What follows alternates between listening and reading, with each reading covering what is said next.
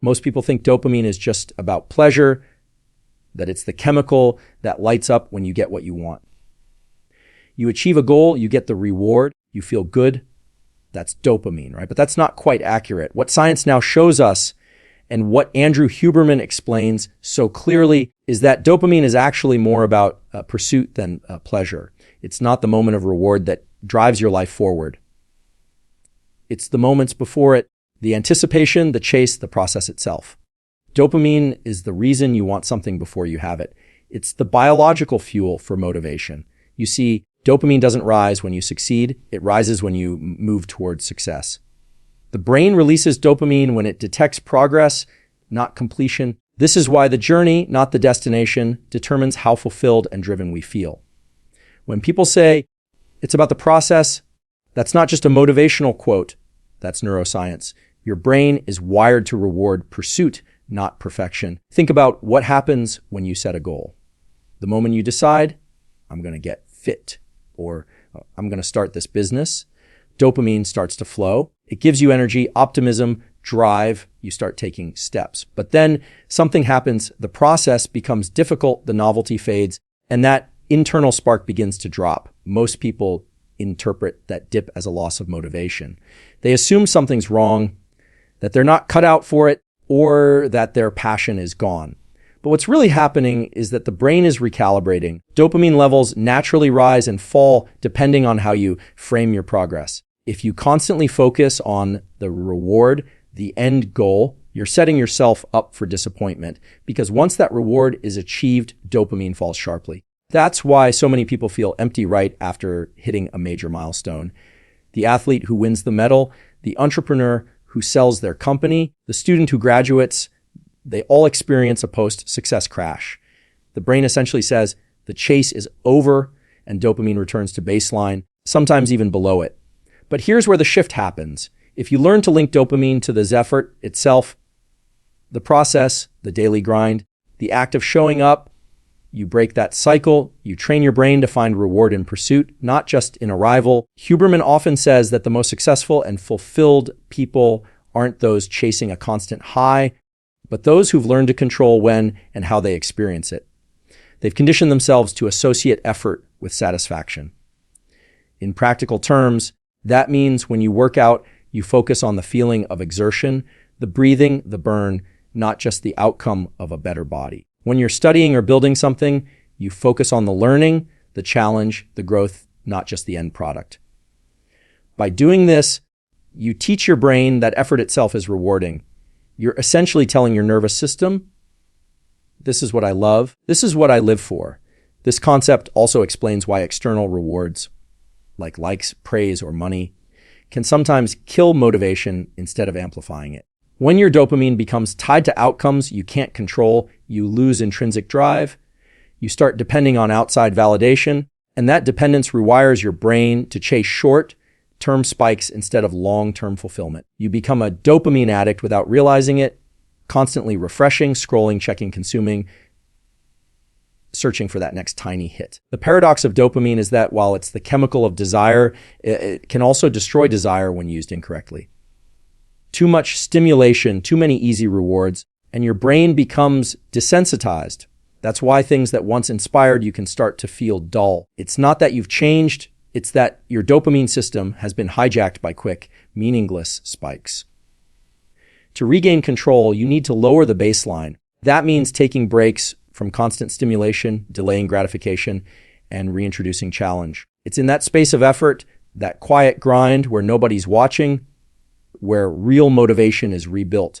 When you can feel satisfaction from showing up consistently, even when nothing's happening yet, that's when you know your dopamine system is working for you. We're not against you. This is also why discipline feels hard, but is deeply fulfilling. Discipline is the bridge between the dopamine you want and the dopamine you earn. Every time you choose focus over distraction, patience over impulse, you're strengthening your control over this ancient system. You're proving to your brain that effort is valuable, that progress is enough. And this is the real truth about dopamine. It's not about chasing pleasure. It's about creating purpose. When you attach meaning to your effort, your brain transforms ordinary actions into sources of energy. You no longer need to wait for motivation to arrive. You generate it through direction and intention. So the next time you find yourself unmotivated, remember, dopamine isn't gone. It's waiting for you to give it a reason to rise. Reconnect it to your effort, not your reward. Celebrate progress, not perfection. Fall in love with the pursuit itself, because that's where your potential lies. In the end, motivation isn't something you find. It's something you create through the way you use your mind. Control your dopamine and you control your drive. Control your drive and you control your life. Focus is not a personality trait. It's not something you're either born with or without. It's a skill, one that can be trained, strengthened, and refined just like any muscle in the body. And the reason that's so important to understand is because we live in a time where attention has become the most valuable currency. Everywhere you look, something is competing for your focus. Notifications, headlines, dopamine-driven apps, even your own thoughts. The modern world is designed to pull your attention in 1,000 directions. But what neuroscience shows us, and what Andrew Huberman often emphasizes, is that your ability to focus determines the quality of your life. If you can't direct your mind, you can't direct your future. At a biological level, focus is governed by specific circuits in the brain, primarily within the prefrontal cortex. This is the region responsible for decision-making, planning, and impulse control. It acts as the brain's command center, filtering out distractions and keeping your attention anchored to one thing at a time. But the prefrontal cortex is also energy demanding. It tires easily, and when it's overloaded with noise, your focus starts to fragment. That's why multitasking doesn't work. Your brain isn't built for it. What feels like multitasking is actually rapid task, switching, and each switch costs you mental energy and reduces performance. Think about how often your attention drifts. You sit down to work, open a document, and within minutes you've checked your phone, your email, maybe glanced at the clock. Each time you do that, your brain releases a small pulse of dopamine. It feels good for a moment, but it comes at a cost. The more you indulge those micro distractions, the more your brain learns to crave them. Over time, you condition yourself to seek novelty instead of depth. You lose the ability to stay present, to stay with one thought long enough to see it evolve into something meaningful. That's why focus isn't just about willpower. It's about training your nervous system to tolerate stillness, to sit with boredom, to stay in the pocket of effort long enough for your brain to rewire. Huberman often talks about this as a form of mental conditioning. When you force yourself to return to the task, even when you feel distracted, you're strengthening neural pathways that support sustained attention. Each time you refocus, you're teaching your brain this is what matters. Stay here. It's a skill built through repetition, not inspiration. There's also a physiological component to focus. It's not just mental. Your state determines your ability to sustain attention. If your body is restless, your mind will follow. Simple practices like deep breathing, especially exhalation, focused breathing, can lower stress hormones and bring the nervous system into balance. This creates the internal environment necessary for focus. Similarly, visual cues play a major role. When you narrow your gaze, literally focus your eyes on one point, you activate circuits that promote mental concentration. The brain and the body are linked in every way. You can't separate focus from physiology. But beyond the biology, there's a philosophical truth here. Focus is a form of respect for your time, your goals, your potential.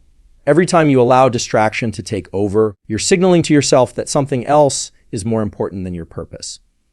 And when you choose to protect your attention, you reclaim ownership of your life. Because what you focus on expands. Whatever you give your attention to, you feed with energy. That means focus isn't just about productivity, it's about identity. Who you become is a reflection of what you consistently focus on. Training focus also requires friction. People often seek flow, that effortless state of deep concentration where time seems to disappear. But what most don't realize is that flow emerges as after a period of struggle. The mind needs resistance before it can enter ease. You can't bypass that initial friction. You have to earn your way into focus. And every time you do, your brain releases small amounts of dopamine to reinforce that behavior. Over time, it becomes easier, not because distractions vanish, but because your capacity to redirect attention strengthens. There's another layer to this, the emotional one. Focus often falters when we're afraid. Fear of failure, fear of not being enough, fear of wasting time. These subtle fears split attention because part of your mind is always escaping the discomfort of effort. The key is to make peace with imperfection, to understand that focus isn't about doing things flawlessly, it's about doing them fully. When you give your complete attention to the moment, you enter a state of clarity that's deeply rewarding in itself. In a world obsessed with speed, focus demands slowness, it demands patience, depth, and presence. But when you learn to master it, everything changes. You stop reacting to every external signal, and you start creating from within. You realize that real progress, the kind that builds confidence and purpose, happens not when you chase 1,000 things, but when you pour yourself into one. Focus is freedom. It's the ability to choose where your energy goes and who you become through it. And that's a kind of power few people ever develop, not because they can't, but because they've never trained it. So train it. Protect your focus as you would protect your most valuable asset, because it is. Build your environment, your habits, and your mindset around clarity. Learn to notice when your attention drifts and bring it back again and again. That's the real practice. In the end, the quality of your life will always reflect the quality of your focus. Where your attention goes, your energy follows. And where your energy flows, your future grows. Motivation isn't meant to feel like a constant surge of energy. It's not a permanent flame burning inside you. It's more like a rhythm, a biological and psychological cycle that ebbs and flows. And at the center of that rhythm is dopamine. When people say they've lost motivation, what they're really describing is a disrupted dopamine system, one that's been overstimulated, undermanaged, or tied too closely to external outcomes. The truth is, motivation becomes sustainable only when you learn to control dopamine rather than letting it control you. Most people chase motivation the wrong way. They seek the high, the spike of excitement, the rush of progress, the buzz of recognition. But every spike comes with a crash. And when you live from one dopamine high to the next, you're setting yourself up for burnout, inconsistency, and ultimately disappointment. Huberman talks about this often, the idea that if you want consistent motivation, you have to manage your neurochemistry, not just your mindset. Here's what that means. Dopamine rises when you anticipate something meaningful, and it falls once that thing is achieved. The rise drives you forward. The fall brings a sense of completion. That's a natural cycle. But when your life becomes filled with artificial dopamine triggers, endless scrolling, quick wins, external rewards, your brain starts to lose sensitivity. You stop getting satisfaction from real effort, and you start needing more and more stimulation to feel even mildly motivated. You become addicted to the feeling of wanting without ever truly engaging in the work of doing. To reverse that, you need to learn how to space out your dopamine peaks to make them earned rather than constant. This is what creates sustainable motivation. It starts with a mental shift viewing effort as the reward.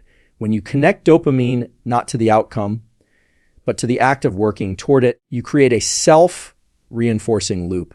Your brain starts to release dopamine during effort, not just after success. That's the key to long-term drive. Think about this. When you're chasing a goal purely for the result, money, approval, recognition, motivation fades quickly because the brain knows those are temporary. But when you pursue a goal because the process itself gives you meaning, dopamine remains stable. You've trained your mind to enjoy discipline. You've conditioned your nervous system to find reward in growth, not gratification. This is why elite performers, scientists, athletes, and creators don't rely on bursts of motivation. They rely on controlled effort. They understand that real fulfillment comes from direction, not from dopamine spikes. They build routines that maintain balance. They know when to push and when to recover. Because recovery, too, is part of the dopamine system. Rest isn't laziness. It's recalibration. It's what allows you to reset your baseline so the next rise in dopamine actually feels rewarding again. Here's the paradox. The harder you chase pleasure, the less pleasure you feel. When you flood your brain with constant stimulation, caffeine, notifications, quick wins, junk dopamine, you dull its ability to respond. It's like shouting over and over. Eventually, the brain stops listening. The more you seek external motivation, the less you experience internal drive.